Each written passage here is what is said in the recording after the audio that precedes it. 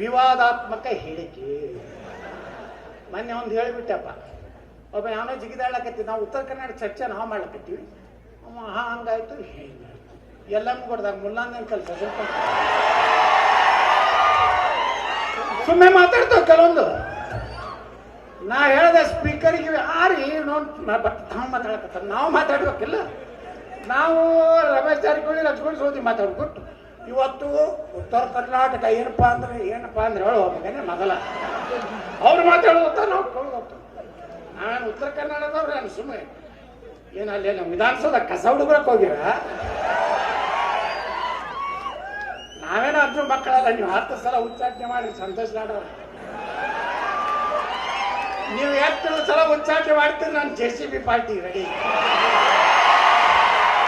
ಇವರೆಲ್ಲ ನಿಮಗೆಲ್ಲ ಜಯ ಎಂದಿರ್ಬೋದು. 28ರಾಗ ವೋಟಿಂಗ್ ಮಾತ್ರ ನನಗಾಗ್ತದ. ಇತ್ತೀಚಿನ ಕರ್ನಾಟಕದ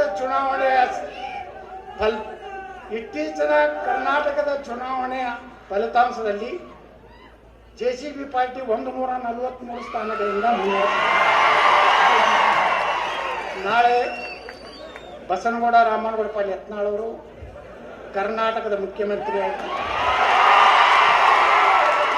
ಶಿವಾಜಿ ಮಹಾರಾಜರ ಪೂಜೆಯನ್ನು ಮಾಡಿ 11 JCBಗಳಿಗೆ ಪೂಜೆ ಮಾಡಿ ಪ್ರಮಾಣ ವಚನ ಸ್ವೀಕರಿಸಿ ಮುಖ್ಯಮಂತ್ರಿ ಕೊಠಡಿಗೆ ಶ್ರೀ ಗುರು ಬಸವಲಿಂಗಾಯನಂದು ಹೋಗಲಿದ್ದಾರೆ. ಇಟ್ಟೆ ನಾನು ಮಾತು ಮುಗಿಸ್ತೇನೆ. ಬೋಲೋ ಭಾರತ್ ಮಾತಾ ಕಿ, ಛತ್ರಪತಿ ಶಿವಾಜಿ ಮಹಾರಾಜ್ ಕಿ ಜೈ ಶ್ರೀರಾಮ್. ವಿವಾದಾತ್ಮಕ ಹೇಳಿಕೆ. ಮೊನ್ನೆ ಒಂದು ಹೇಳಿಬಿಟ್ಟಪ್ಪ, ಒಬ್ಬ ಯಾವನೋ ಜಿಗಿದಾಡಕತ್ತಿ, ನಾವು ಉತ್ತರ ಕನ್ನಡ ಚರ್ಚೆ ನಾವು ಮಾಡ್ಲಕತ್ತೀವಿ, ಹಂಗಾಯ್ತು ಹಿಂಗಾಯ್ತು ಎಲ್ಲಮ್ಮ ಕೊಡ್ದಾಗ ಮುಲ್ಲಾಂಗನ ಕೆಲಸ ಸ್ವಲ್ಪ